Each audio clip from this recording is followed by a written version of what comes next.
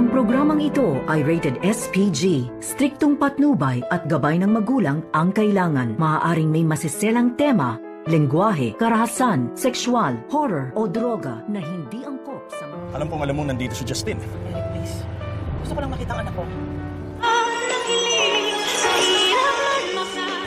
Narito na nga ang ating mga karagdagan na aabangan ngayong Lunes sa abot kamay na pangarap.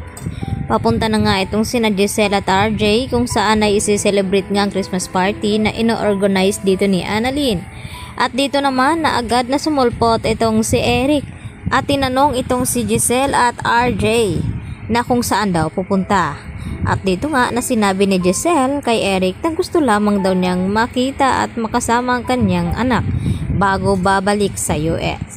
At dito naman na sinabi ni Eric kina Giselle at RJ na alam naman daw ni Giselle na ayaw siyang makita ng kanyang anak na si Justin. At sana raw ay wag sisirain ni Giselle ang party ng mga bata kasi mas kawawa ito. At nagtaka itong si Giselle at RJ na maya-maya ay sinabi ni Eric kay Giselle na sige na puntahan mo na ang iyong anak. At hindi na nga nagtagal itong si Giselle ay agad na pumunta doon. At naabutan ni Giselle na nagsasayaw na nga itong sina Annalyn at itong si Justin. At habang nagsasayaw ang dalawa ay palihim naman itong si Giselle na kumukuha ng video dito nga sa kanyang anak na si Justin. At kahit sa malayo ay talagang tuwang-tuwa naman na tinitingnan dito ni Giselle ang kanyang anak. At maya-maya pa ay nagsidatingan na rin ang ibang mga bisita. Sa kabilang banda ay nakidalo din itong si Lynette at itong si Harry dito nga sa selebrasyon ng party ng mga bata. At nang matapos nga ang selebrasyon, dito naman na masinsina na kinausap ni Harry itong si Annalyn at ibinigay itong kanyang regalo para dito kay Annalyn. Dahil nakakalimutan daw niya noon na magbigay ng regalo. At nandun nga itong si Naldo Clinton Javier at ang buong mga kaibigan ni Annalyn. Samantala, napanood naman nila Nars Karen at Nars Evan atong video na pinost ni Moira na masaya daw nagbabakasyon ang mga ito. At dito naman napag-usapan ng mga magkaibigan na bakit parang wala daw pakialam at walang konsensya itong si Moira at itong si Zoe na nasa critical nga ang kalagayan ni Don Pepe at nagawa pa daw nilang maglakwatsa at magbakasyon. At ipinakita nga nila dito kay Annalyn ang larawan nila Zoe at Moira. At dito nagtaka itong si Justin na kung bakit okay lang kay Annalyn na pakitunguhan at maging mabait dito kay Zoe.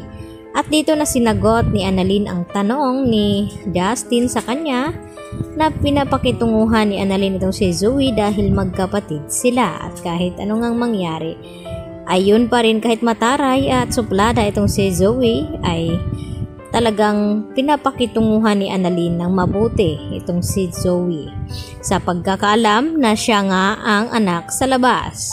At dahil hindi pa nila alam na itong si Annalyn ang tunay na anak dito ni RJ.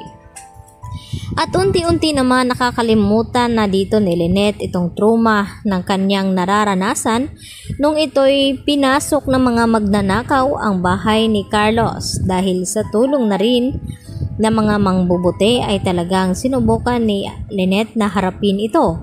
At binigyan niya pa nga ng mga regalo at ipinagtataka ni Carlos na kung bakit may mga lalaki sa labas kaya agad na sinugod ni Carlos ang mga ito at pati nga itong si Aling Susan ay nakisali na rin sa akala na binugbog nga itong si Carlos at talaga namang inawat ito ni Lynette.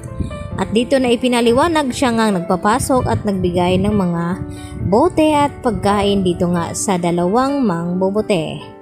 Kaya yan naman ang ating pagkatutukan dahil baka hindi na matuloy ang pagbalik dito ni Justin papuntang US dahil mararamdaman niya ngayon ang awa ng kanyang ina. Yan lang po at marami pong salamat sa inyong panonood dito sa akin channel.